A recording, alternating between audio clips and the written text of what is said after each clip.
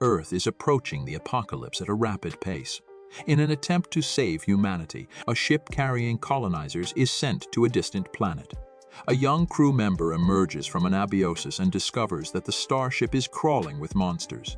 It becomes his mission to find out what happened to the crew and the settlers, and whether there are any survivors. Watch fantastic recaps by fans of the movies. The Earth is suffering from overpopulation. The number of its inhabitants has exceeded 24 billion people, and in 2174 the spaceship Elysium was sent into space.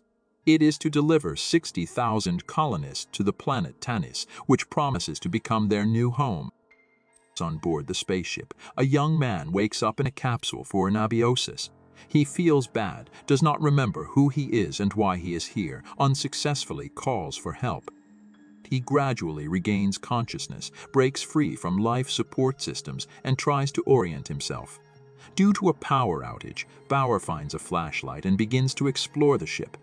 He discovers Lieutenant Peyton's anabiosis capsule. The name seems familiar to him. He grabs items from his locker and changes his clothes. Among the items, Bauer finds a photograph of his wife.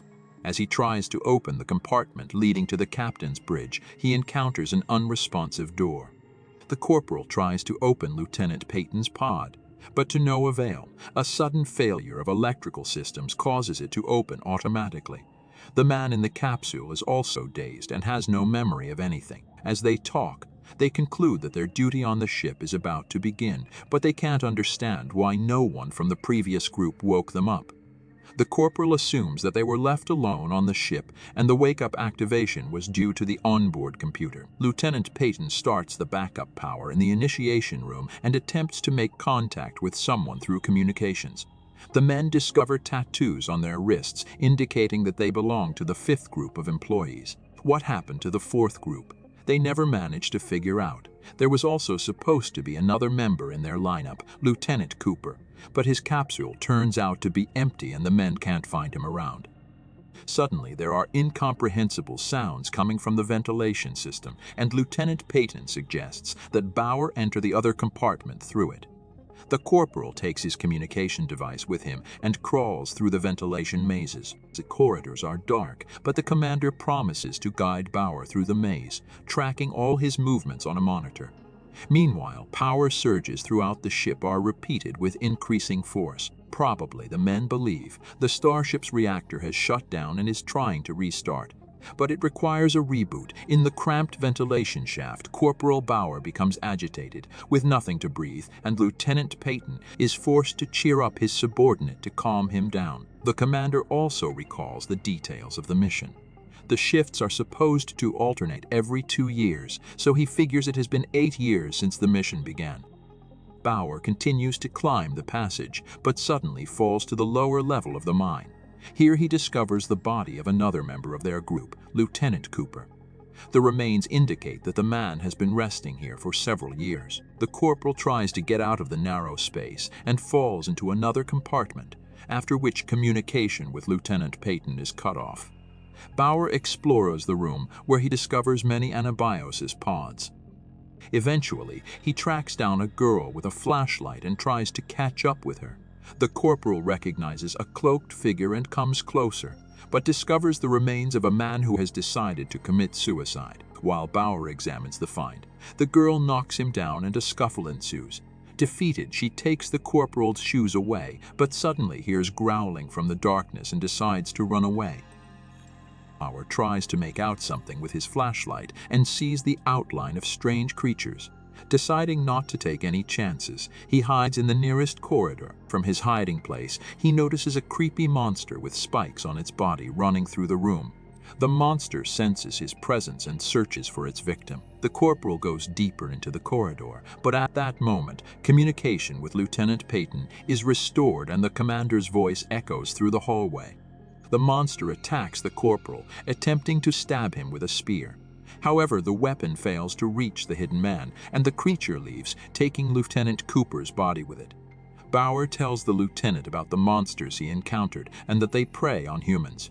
He suggests calling rescue or contacting someone to get help. But Peyton reminds them that their mission does not involve returning to Earth. In his opinion, they themselves are the primary purpose of the mission.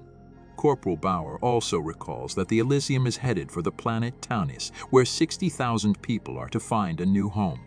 He responds to his memories of his childhood, when with his parents he watched the broadcast of the landing of a research probe on the exoplanet. Back then, the discovery of water and plants on the surface spoke of the planet's suitability for human life. At that time, the idea of sending a group of settlers to Tanis was born. Corporal Bauer realizes that their flight is a one-way trip. He thinks of his wife again, but cannot remember exactly where she is on the ship. The corporal decides to find his wife to keep her safe from the monsters, but Peyton asks him to take care of the rescue of Elysium. Bauer finds a traumatic weapon and, armed, asks the commander to lead him through the labyrinths of the ship to the reactor to restart it himself. On the way, the man begins to notice that his hands are shaking, and he questions the commander about the symptoms of Pandorum's disease. Peyton is concerned for his subordinate and shares a story about the most disastrous mission in the history of the spaceship Eden. During the mission, one of the officers had a nervous breakdown during his 2-year tour of duty. The man claimed their mission was cursed by evil forces. Doctors called it orbital syndrome, but pilots simply called it Pandorum syndrome. The officer went mad and evacuated all the passengers, launching 5,000 antibiotic capsules into outer space, taking 5,000 people with him. Corporal Bauer tries not to contemplate the fact that he too may be suffering from a dangerous syndrome. He continues his movement around the ship, and in one of the corridors he discovers a trap where the body of a man is the bait. Suddenly, the bait comes to his senses and begins to resist, but Bauer calms him down and releases him from the trap. The man turns out to be a member of the 6th Shift Team, Officer Shepard, who for some reason woke up earlier, realizing that there is no rescue team and the corporal himself is not even aware of what is happening on the ship. He covers himself with oil from the ship's systems to get rid of his odor. Shepard claims that this helps hide his presence from the monsters, who are far more powerful than humans, and it is best not to engage in direct combat with them. Inside the corridor, the monsters growl again, and the men run away, hiding from danger.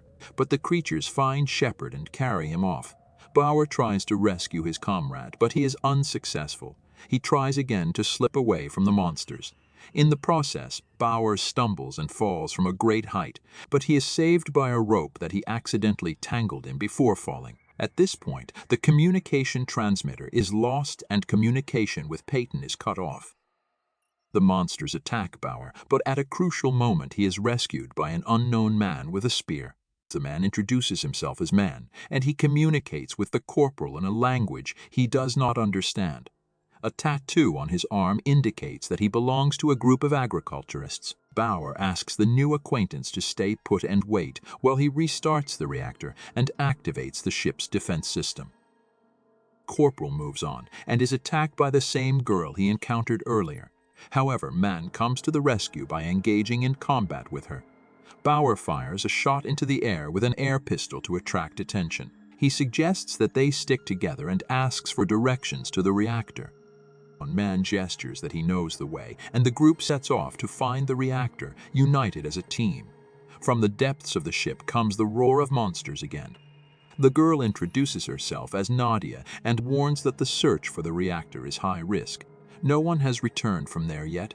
However, the corporal argues that they have no other choice or they risk losing the ship. Nadia places her hand on the scanner by the door and waits, but the monsters are fast approaching. The men would rather run, but Nadia suggests they wait. At the last moment, the door opens and all three enter a well-lit room. According to Nadia, this is the environmental unit where she has been living since her awakening about 5-6 months ago. She says that during her 7 years on Earth, she and her colleagues collected genetic samples of animals and plants to repopulate Tanis. More than a third of the specimens have already died along the way, and without the reactors working, the rest will not survive until they arrive on the new planet. During the conversation, Bauer remembers that the flight to Tanis will take 123 years, and they've been on the road for 8 years, judging by their wake-up time. At this time, Lieutenant Peyton tries to reach the captain's bridge through the ventilation system. He perceives a strange noise, preparing for a monster attack, but instead a man covered in an unusual slime appears from the vent. The stranger asks for help and introduces himself as Corporal Gallo of the 4th Watch Group. He claims to have been on the captain's bridge. Our man and Nadia enter the compartment where the crew's antibiotic pods are housed. Almost all of the pods turn out to be empty. The girl claims that the monsters have kidnapped the humans, notices something, and starts to follow the potential prey, but the corporal decides not to leave him alone. He goes back for the man to guide him further, but in the process falls through the floor. Nadia goes in search of him, and also finds herself down below. They are surrounded by some sort of liquid, and all around them are piles of dirt, garbage, and human bones. The monster passes over them on a grate and soon disappears into the darkness. Our and Nadia make their way out of the trap, and when the corporal turns on his flashlight, they are attacked by one of the monsters. The man becomes tangled in the ship's wires, begins to panic, and exhibits symptoms of pandorum. However, after seeing the creature defeat Nadia, he forces himself to calm down and comes to the girl's aid. The monster manages to bring the opponents to the floor, but Man comes to the rescue. The three friends attack the monster and kill it. At this time, another creature appears in the opening of the compartment, starting to call out to its kin and hitting the metal plating with a spear. The friends realize they had better run. Lieutenant Peyton comes to Corporal Gallo's senses and demands to know what happened on the captain's bridge. The man claims that 2 other members of the watch suffered from pandorum syndrome, and he was forced to kill them to protect himself. Peyton refuses to believe him. The girl leads her companions to the reactor when they discover a small compartment with a tightly closing door. The friends decide to rest in it for a while and take shelter from the monsters. At this time, a man, a Leyland, appears on the upper deck of the compartment. He turns on the lights in the compartment and starts cooking food for his guests. Bauer and Nadia try to figure out how the monsters appeared on the ship. The girl believes that they used to be ordinary people in antibiotic pods, but they awakened long ago and began to mutate. She says that all the passengers were given a nutritional supplement that was supposed to adapt them to life on Tanis. Leland overhears their conversation and decides to tell his guests everything he knows. Meanwhile, Lieutenant Peyton picks up a tranquilizer. He does not trust Corporal Gallo. The young man finally regains consciousness and begins to pursue the commander who saved him. He wanders around the cabin, talks about pandorum's symptoms, and suggests that Peyton look for them inside himself. He is willing to tell the lieutenant the truth. The story begins with Leland as well. He says that at the beginning of the voyage, all the passengers slept peacefully in their pods for the first few years.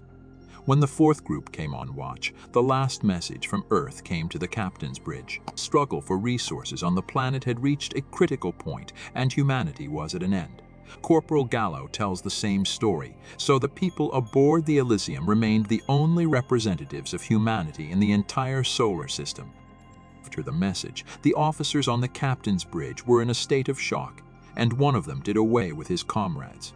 However, he got bored and began to gradually open the pods, bringing people out of anabiosis for his own pleasure. He began to feel like God. But eventually he got bored with that too, and he slipped back into anabiosis. Meanwhile, the awakened humans began to mutate into horrible monsters. And Bauer Man and Nadia feel faint, losing consciousness due to the poison gas that Leland released into their room while telling their story. At this time, Lieutenant Peyton is experiencing strong emotions due to the news of Earth's death. He begins to feel the symptoms of pandorum. Corporal Gallo continues to look at him as if nothing is happening to his comrade. After another power surge on the ship, Bauer and his companions regained consciousness. While they were senseless, Leland had tied them up and hung them upside down. The owner of the compartment turns out to be not so hospitable. He has his own gastronomic plans for his guests. The corporal tries to persuade the cannibal to let them go. After all life on the ship depends on the work of the reactor. Leland does not believe his victim. He has long lived near the monsters and does not believe in the possibility of escape. But even he has noticed that lately the ship has been behaving differently than usual. Bauer promises that he will restart the reactor and the ship will continue to exist, and no one will punish the cannibal for his past atrocities since he was just trying to survive. Leland reluctantly agrees and frees the prisoners. The corporal convinces everyone that they must act as a team. Bauer uses Leland's walkie-talkie to contact Lieutenant Peyton. They make calculations and realize that there are 47 minutes until the reactor is completely shut down. Peyton agrees to lead the group to the reactor, and the friends set off again on their journey through the ship. Along the way, they encounter a mutant baby that Man wanted to kill immediately, but Nadia prevented him. The cub immediately starts shrill squealing and calling for help from the adult monsters. The group comes to the conclusion that the creatures have not only mutated, but are now able to reproduce as well. A group of monsters begin to chase the friends, but they manage to escape. Peyton decides to continue his attempts to reach the captain's bridge. But Corporal Gallo continues to gloat and say that they will not succeed. The reactor will soon stop. The lieutenant has forgotten his control skills during anabiosis, and there is no point in continuing the mission at all. He suggests ejecting from the ship to live at least a few more days. Bauer and his group get into a compartment that contains the capsules of the crew's family members. They are all empty, and the corporal remembers that his wife was never here. She left Bauer, and he then decided to go on a flight to another planet. Nadia says that, in this way, the wife saved the corporal. After all those left on Earth have died. Meanwhile, Bauer finds Peyton's wife's capsule and begins to remember some important information. The friends continue their way to the reactor. But distraught Gallo tries to convince Peyton that the reactor will explode during the reboot. But the commander orders him to pull himself together and wait for Corporal Bauer to fix the systems. Bauer wants to walk to the reactor on the flimsy metal bridge that leads to it. So the structure starts to collapse, and one of the monsters that sleeps around the ship's main device awakens. The group realizes that this is where the nest of mutated creatures is located. There are several hundred of them. The awakened monster growls indignantly briefly and falls asleep again in the radiation from the reactor. The corporal continues as the bridge breaks off and falls, but Man grabs the structure at the last moment and holds on with his last strength. Bauer himself hangs over the mutant nest. He snaps and almost falls to the monsters, but manages to grab onto a protruding structure. Nadia runs to the reactor and starts the process of rebooting it, but she can't do it without Bauer. The corporal cautiously descends into the mutant nest, gathers the remnants of their skin to cover his scent, and wraps himself in them. In the room, Peyton and Gallo are having a heated conflict. The corporal finally goes insane and wants to eject. He puts a tranquilizer gun to Peyton's neck and forces him to start the process, and goes into the capsule himself. But all the lieutenant's actions turn out to be only a simulated ejection, and now Gallo finds himself trapped inside. He is angry and shouts curses in the direction of the commander. Meanwhile, Corporal Bauer slowly and carefully makes his way through the bodies of sleeping mutants to the stairs that lead upstairs to the reactor control room. Leland, who was lighting up the pit with monsters, accidentally drops flashlights into it. The monsters wake up and start looking for the source of the noise.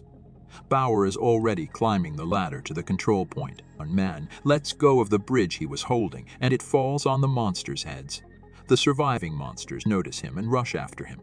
Man throws his spear into the crowd of creatures and hides in the corridors of the ship. Despite the fact that there were only a few seconds left before the reactor was completely shut down, Corporal Bauer managed to restart it in time. Leland, seeing what was happening, rushed to the captain's bridge. At this time, Peyton seeks to go to the control center, but Gallo begins to lay down riddles. He calls the commander a corporal and blames him for all the mission failures. Bauer and Nadia leave the reactor, and Man encounters the monster leader in the corridor and clashes with him. Despite the monster's strength, Man destroys it. A mutant cub with an innocent face is spotted, but as Man approaches, the creature suddenly slits its throat. Gallo somehow gets out of the pod and heads towards Peyton with a tranquilizer gun. A fight breaks out between the two, and the lieutenant begins to experience double vision. The corporal manages to defeat the commander, but suddenly their bodies begin to merge. And when the tranquilizer drug is injected into his arm, Gallo disappears and Lieutenant Peyton feels relief. Leland comes running to the captain's bridge and begins to describe what is happening. But Peyton, using a tranquilizer gun, eliminates him. Bauer and Nadia also reach the room. The corporal realizes that his commanding officer is not who he says he is. Peyton takes the captain's chair and confesses that he is the real Corporal Gallo, having received the last message from Earth, killing his comrades and unleashing the apocalypse on the ship. After decades of playing God, he slips back into anabiosis, but in Lieutenant Peyton's capsule, the real Gallo opens a porthole with no stars behind it. Nadia tries to figure out where they are, and the corporal tries to induce Pandorum syndromes in Bauer. He reveals to him how good it is when one is not limited by the fears and morals that died with human civilization, but Bauer takes a different view. In the meantime, sea creatures appear in the porthole as the ship passes by. They realize that Elysium reached Tanis long ago and now rests on the bottom of the ocean. Data in the ship's logbook, which started after systems were restored, indicates that 923 years have passed since the beginning of their mission instead of the planned 123. Realizing this, Bauer experiences an episode of Pandorum. Or so it seems to him. The monsters seem to come out of an electrical panel, and he shoots it. One of the structural elements flies off into the porthole glass, causing it to crackle.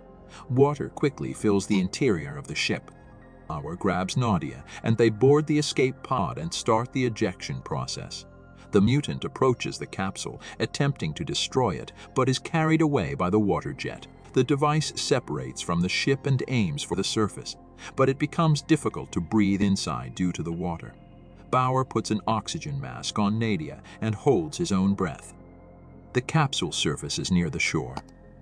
At the same time, due to hull damage, the ship's defense system activated an evacuation protocol, and hundreds of additional capsules with sleeping passengers surfaced out of the water.